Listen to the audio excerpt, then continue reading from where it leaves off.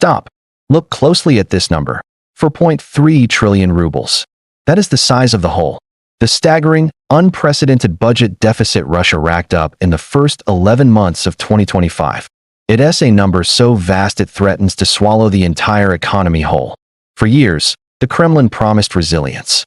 They boasted of their Fortress Russia economy, shielded by a massive war chest, the National Wealth Fund. They told the world their reserves were untouchable. They were lying. The cash is not just running out, it is being incinerated. We are witnessing the final, frantic burn of Russia's financial reserves, spent to feed a war machine that is now cannibalizing the state. The collapse isn't a future scenario anymore. It is happening right now, sector by sector, from the oil fields to the factory floor. The Kremlin's desperate gamble has failed. The economic foundation they thought was rock solid is nothing more than quicksand. And the moment the cash runs out, the entire structure falls. This is the story of how Russia's economy is sprinting toward financial implosion, and why the collapse is now closer than they dare admit. To understand the crisis, you must first understand the state's priority. It is not its people, not its infrastructure, and certainly not its long-term future. It is war. The Kremlin is engaging in an act of economic self-immolation, sacrificing every non-military sector just to keep its campaigns funded. The evidence is brutal and unambiguous. The 2025 budget is a war ledger. The military consumption unit in 2025, Russia committed a staggering portion of its national wealth to defense and security. We are talking about spending that now consumes an estimated 7.1% to 8% of the country's entire GDP. This is the highest level since the Soviet Union's disastrous entanglement in Afghanistan. Look at the planned expenditure for national defense alone in 2025. 13.2 trillion rubles. That's a jaw-dropping 22.2% increase compared to 2024. Now, contrast that against the rest of society. Social welfare spending is shrinking, becoming barely half of what is dedicated to the military. Healthcare and education, these vital sectors are starved, receiving less than 1% of GDP each. The message is clear. The economy is being restructured from a national economy into a military-industrial complex, MIC, economy. But this is a zero-sum game. You can't print weapons and eat them too. The money pouring into tanks and artillery shells is money that is not flowing into hospitals, schools, or productive, non-military industries. It is simply a massive, unproductive subsidy. The National Wealth Fund burn rate, how do they pay for this grotesque disparity? By draining the strategic reserve, the country's rainy day fund, the National Wealth Fund, NWF. The budget deficit of 4.3 trillion rubles, GNV 2025, is being financed primarily by two things: massive domestic borrowing and the NWF. Official data indicates that the liquid portion of the NWF, the actual usable cash buffer, has plummeted to roughly 4.0 trillion rubles. Now, think about that number in the context of the massive deficit. If the current spending trends, the 13.9% surge in expenditure against stalled revenues, continue, that liquid reserve is on track to be completely depleted in the next 6 to 12 months. This is not a slow leak. This is the government slamming the reserve fund's emergency valve wide open.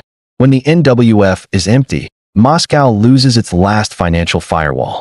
Its only remaining options will be uncontrolled money printing, which leads directly to hyperinflation or a drastic, sudden cut to military spending, a cut that Putin cannot afford politically or strategically.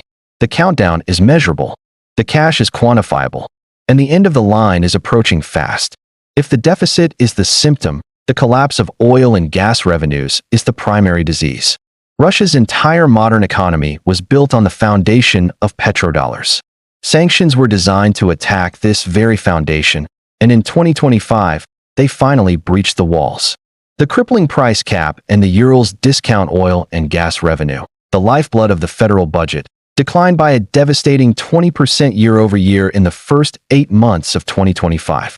This catastrophic drop is the result of Western ingenuity and Russian desperation. The G7 price cap, initially set at $60 per barrel, did not stop oil flow. It did something far more insidious. It gave every single buyer of Russian oil the ultimate negotiating leverage. The result? The Urals discount deepened. Buyers like India and China, recognizing Russia's utter desperation to keep the oil moving, demanded and received steep, continuous discounts. In May 2025, the key Urals blend was trading at an average discount of $6.3 per barrel compared to the global Brent benchmark. This is revenue lost forever, and the West is tightening the noose. The recent move by the EU and UK to introduce a floating price cap, set at 15% below the average market price of Urals, is a tactical masterstroke. Analysts predict this could drag the effective cap down to as low as $47.60 per barrel. Think about the economics. Russia needs around $60 to $70 per barrel to balance its budget. If the price falls to $47, the country is selling its primary export at a massive loss relative to its expenses. They are trading a finite, non-renewable resource for insufficient cash, accelerating the depletion of their wealth simply to finance the current month's spending. The shadow fleet paradox. Moscow attempted to bypass the price cap by building a massive, geriatric shadow fleet of oil tankers, moving away from Western insurance and shipping. But this created a financial paradox. Massive costs. Building and maintaining this dark fleet costs billions, diverting state capital that could have been used elsewhere. Higher operating expenses. Moving oil without Western services is inherently less efficient and more expensive, further shrinking the net profit margin per barrel. Logistical nightmare. Ukrainian drone attacks on refineries and ports, along with new Western restrictions on sanctioned vessels, have further snarled supply chains, forcing Moscow to constantly redirect shipments and incur penalties. Russia is now paying more to sell its oil for less. The geopolitical stability that Putin tried to buy with energy is gone, replaced by a volatile, unreliable revenue stream that is rapidly drying up. If you listen to the Kremlin, they will proudly cite GDP figures showing modest growth in 2025. But this growth is a dangerous illusion, a distorted signal of an economy actively collapsing in on itself. This is not economic health. This is economic fever. The ghost economy, the only engine driving Russian GDP, is the military-industrial complex. Every tank, every missile, every uniform produced is registered as economic growth. This state-mandated, debt-fueled spending has effectively crowded out the private sector. Private investment is declining because high interest rates, necessary to fight inflation, make commercial borrowing prohibitive. The Russian government, through its aggressive deficit spending, is displacing the capital that would normally go to consumer goods, services, and private sector expansion. This creates a ghost economy. The lights are on in the defense plants, but the rest of the market is in darkness. The cash collapse at the micro level, this macro level distortion, directly fuels the crisis we analyzed in the red economy style, the complete failure of cash liquidity at the ground level. The government delays payments to the massive military contractors. The contractors, now drowning in debt due to astronomical borrowing rates, refuse to pay their smaller subcontractors. And the subcontractor, with no legal recourse against the state, passes the failure down to the individual. This is why we see the most damning sign of the collapse: unpaid wages. The original red economy analysis highlighted the horror. Construction sites, mining operations, and even strategic defense plants are falling months behind on payroll. Companies are treating their employees as a source of interest-free credit just to survive. The consequence? Systemic debt, non-performing loans, NPLs, for consumer credit skyrocketed to over 12.1% in the first half of 2025. Ordinary families are going bankrupt attempting to pay their mortgages and bills without a paycheck. Labor erosion. The official unemployment rate is a ridiculously low 2.2% to 2.6%. But this is not a sign of a robust jobs market. It is a sign of a catastrophic labor shortage. Military mobilization and a massive brain drain of skilled workers who have fled the country have left companies scrambling for staff. The remaining workers, trapped in unpaid jobs, lose morale and productivity plummets. The internal cash flow has broken down. The glue that holds a functioning market together, the belief that you will get paid for your work, is dissolving. The final layer of this disaster is the instability hitting every Russian wallet: inflation and currency chaos. Despite the central bank's frantic efforts, including maintaining crippling interest rates, inflation settled at a searing 9.5% in the middle of 2025. For ordinary Russians, This means that their savings are being silently erased and the cost of essential goods, especially imports, is soaring. The ruble has been in a state of continuous volatility. While it showed moments of appreciation, these were often tied to short-term, unsustainable capital controls. Analysts widely agree that the structural pressures are all pointing in one direction: steep depreciation. The finance minister can set targets, but market forces are relentless. When oil revenues decline, the state has less foreign currency, dollars, yuan, to sell to support the ruble. The country needs imports to keep its military-industrial complex running, from microchips to machinery. As the ruble weakens, those essential imports become exponentially more expensive, further fueling inflation and forcing the central bank to maintain high rates that strangle the rest of the economy. It is a vicious, self-reinforcing loop. Deficit: the government spends rubles it doesn't have on the military.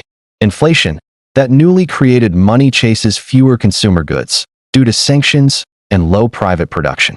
Ruble collapse: the trade balance suffers from lost oil revenue, weakening the currency.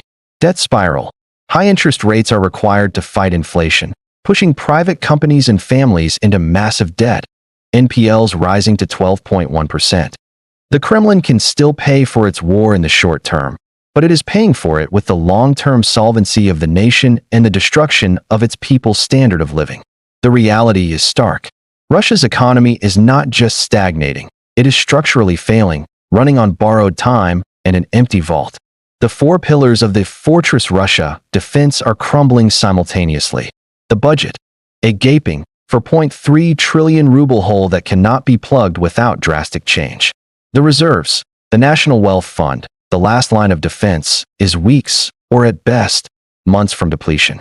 The revenue: the crippling combination of sanctions, discounted oil, and the new floating price cap is ensuring that Russia is trading its wealth for pennies on the dollar. The society: systemic cash failure is spreading, evidenced by exploding non-performing loans and the indignity of unpaid wages across the industrial backbone.